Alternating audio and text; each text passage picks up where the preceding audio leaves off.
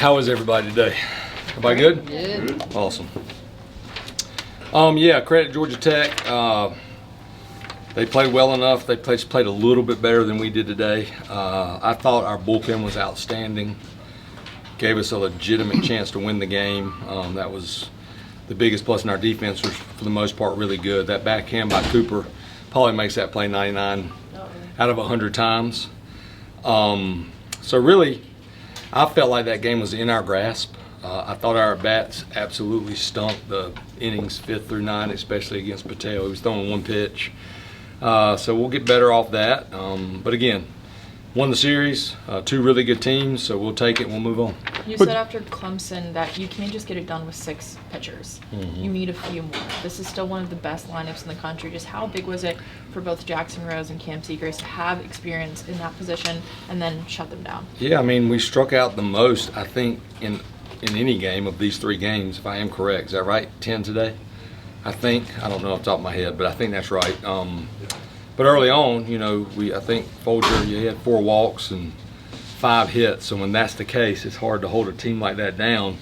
Pretty amazing that they didn't score more than they scored. And that's a credit to the guys that came out of the bullpen. I thought Matthias was really good. You know, 2 innings, 3 strikeouts. Cam Seagraves was good, and Jackson Rose was good. So we need to keep developing that depth. I thought we pitched it well enough and defended well enough to sweep. We just didn't get it done offensively today to get that sweep. But overall, in the series, they averaged more runs per game than you gave up the whole series. I mean, what does that say about your pitching? It says what we're capable of doing. So obviously that's awesome. I don't want to take away from that. I'm never going to apologize. I freaking hate losing. It's just who I am, and it's going to take me at least 24 hours to get over it. But I am happy that we won the series. And we won the series no matter, obviously we 10-run ruled them yesterday. But I thought we were aggressive on the mound. I thought everybody got after it that went out there, even Folger. We just got to cut back on those walks. Folger's going to help us win a championship. And we defended at a high level. And when you do that, for us, our chances of winning the series are really, really good. And then again, it says a lot about this team. Patel's been throwing really good. Carter French leads off with a single.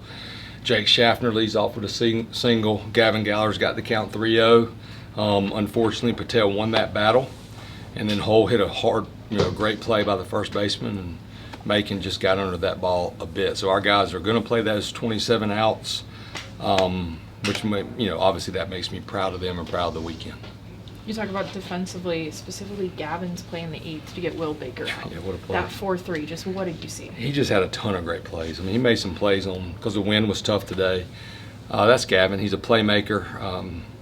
I wouldn't have been surprised at all if he hit that ball in the net. I know y'all wouldn't have been surprised either. And just a matter of time. He's having a really good year offensively.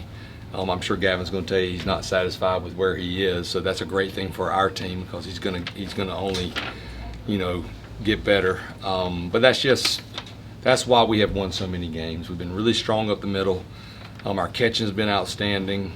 Our dirt play has been outstanding. Schaffner and Gavin, a ton of double plays, even with Cooper. Paulie's been good over there. And then our outfield play has been really good.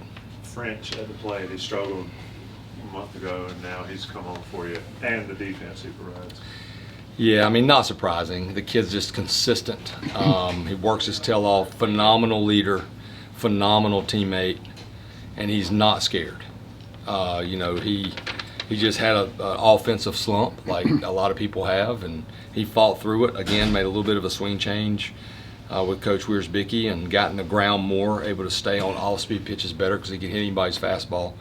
So it didn't surprise me at all for Carter French to lead off, and be on base and us have a chance with a rally.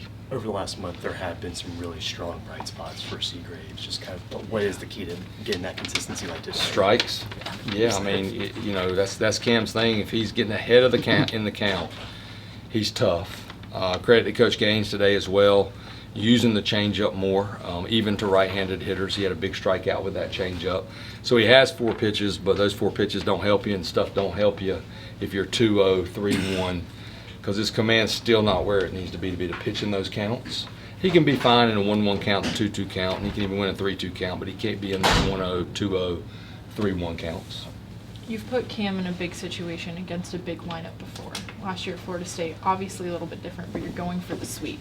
How have you just seen him evolve from that point, from his freshman season to now? Yeah, you look at that one last year, we were still trying to find out certain things, even that late. And his splits were so good against lefties in that situation at Florida State. I think it was their center fielder. Was it Williams, maybe? I think that's who it was, big left-handed hitter. He just beat him, threw a pretty good changeup. But he's also improved. His body's stronger. He can handle more innings. His command is getting better. He had a little bit of a setback where he had to take about 8 days off with his arm, but his arm's been great. And he's just maturing, too, mentally, which allows him to be able to handle those bigger situations way, way better. Yesterday, 2016 was here. You guys were able to celebrate them. Kind of that team that was able to, break through for you guys, and I think in many ways maybe set kind of the blueprint for how you guys want to construct rosters moving forward with like really elite pitching, emphasis on defense, base running, all those things you talk about. How have you seen maybe some of those same threads of what made that team so special show up maybe this weekend in this squad? Yeah, we for sure had good mojo with them here. Those guys, there's no might to it, maybe to it.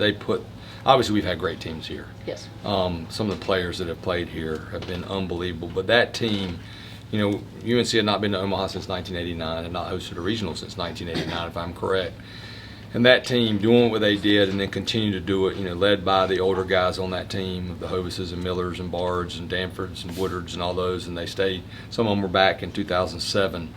Personally, I owe everything to them. I wouldn't be sitting here today without how they took me in as a pitching coach that had no idea what he was doing. But they also ramped up our program from the standpoint of people wanted to come here. They wanted to be a part of it. They saw us playing on TV. And they did that, though. They decided to do that. And obviously, Coach Fox did a heck of a job. He was the head coach. And Coach Holbrook recruited so many of those players. Coach Williams recruited a lot of those players. And they were great players, but they were also great families.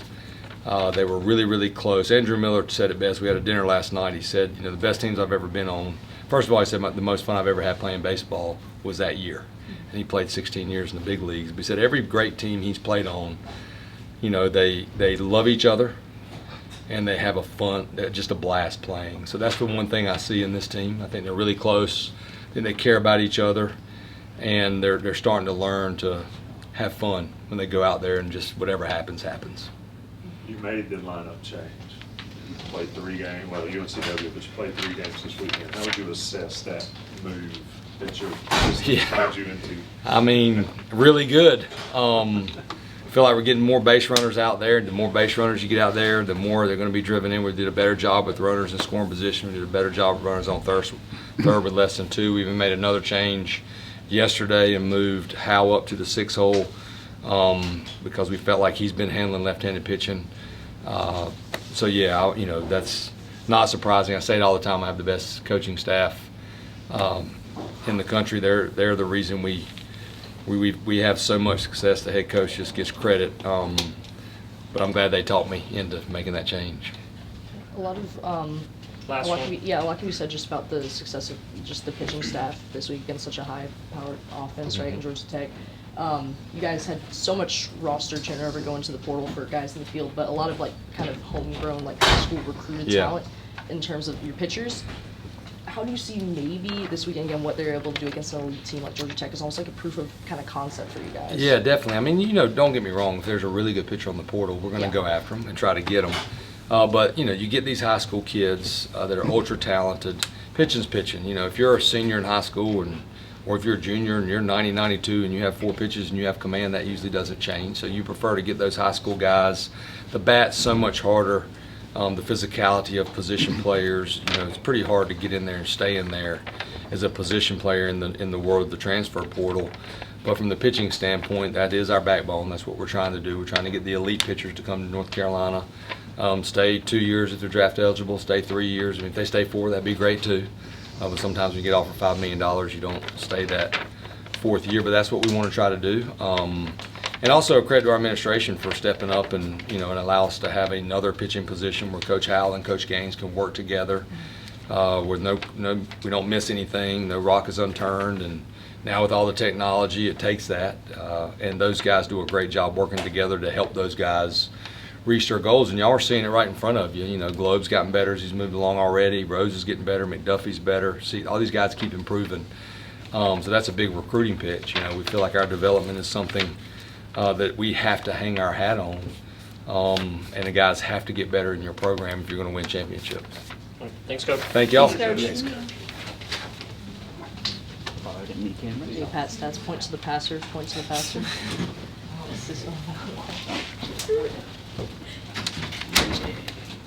Good? Yep. All right, Carter, I know it was a loss today, but just looking back on this entire weekend, you've been a part of these teams that a lot of people have said you're outmatched. If you look at Wake and 2 years ago, Florida State last year, and then Georgia Tech this weekend, and you prove that you can. What have you just seen this team's fight this entire weekend? Yeah, the one thing about this program is the coaches, they instill in us that we're good enough to be any team we play. And I think that with this team, we go out there and we know that we can hang with any team we play and we can dominate them if we play our best game. So today it was kind of disappointing having that loss, but I think just winning the series, it gives us a lot of confidence moving forward, knowing that we can hang with anyone. Like, that was a hot team, good team that came in here. So I really think that we're playing well right now, and I think that we're going to keep it going. How in specific does Coach Weirs really get you guys ready for big series like this one? Yeah, a lot of it's mental. So we have an approach with certain guys that are on the mound. Like the guy today, the closer, we're trying to see him up because a lot of his stuff is sinking. So just stuff like that, really match up with the pitchers and have some sort of basic approach that we can have that's simple enough to where it's not overcomplicating things in the game. But the main goal is to just stick with that, and if we can do that, good things will happen, but we can't force it.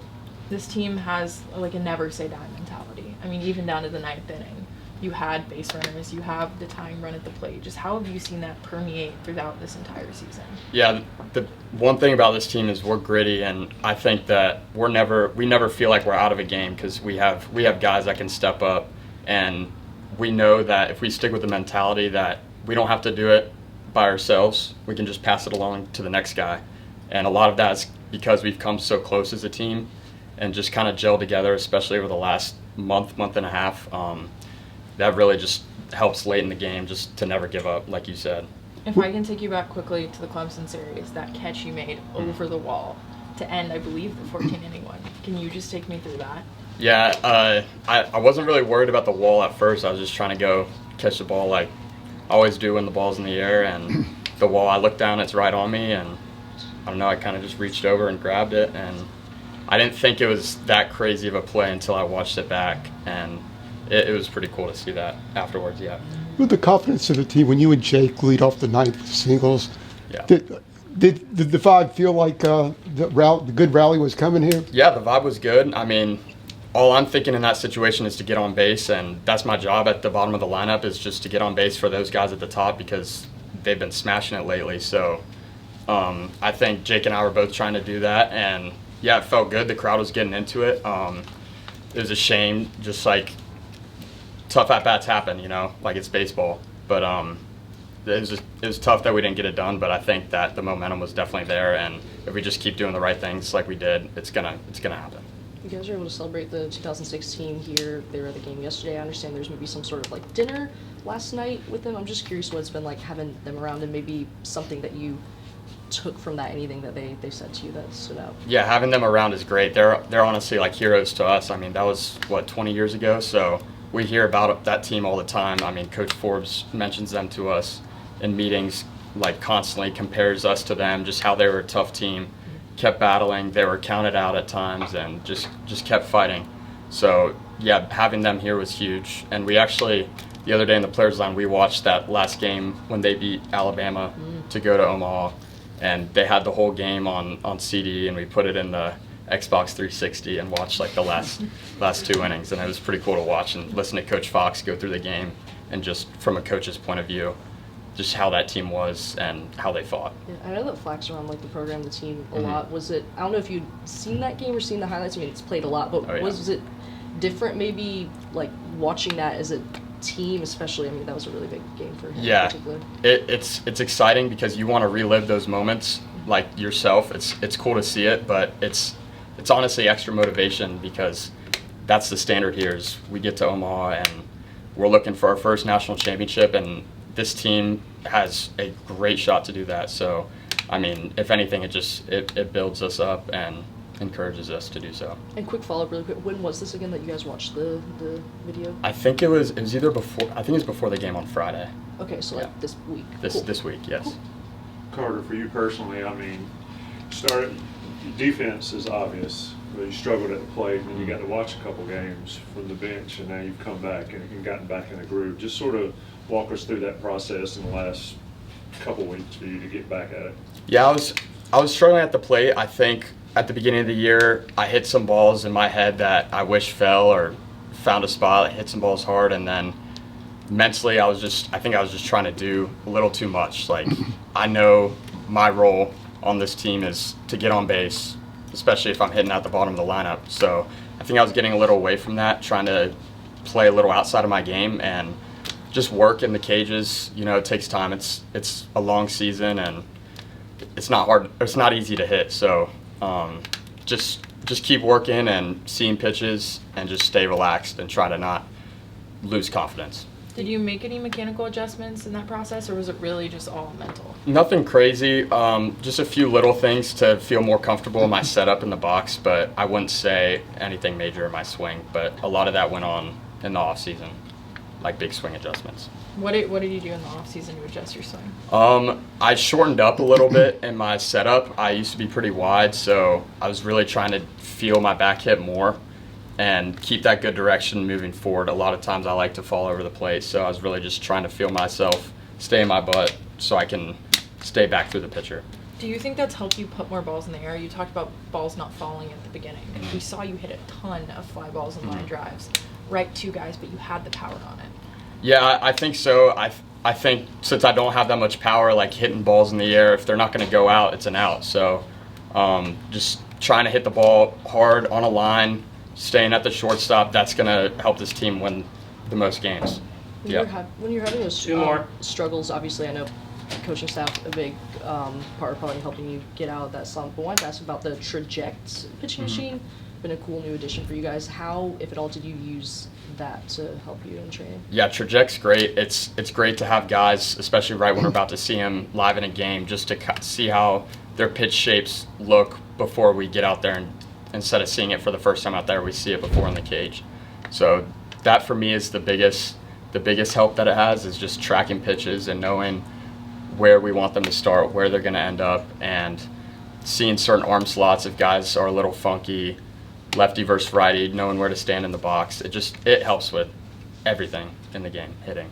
When talking about, prepping for weekends like this with Coach Weirs and everything, just, coming in as a freshman, I'm sure you want to do whatever your coaches are saying and everything, especially in your case. But as you've gone over the last few years, like, there's been so many situations where the prep work you guys have done ahead of like a big series like this, whether it be facing Kyson Witherspoon in the regional last year, like these big matchups, you guys have been able to find success.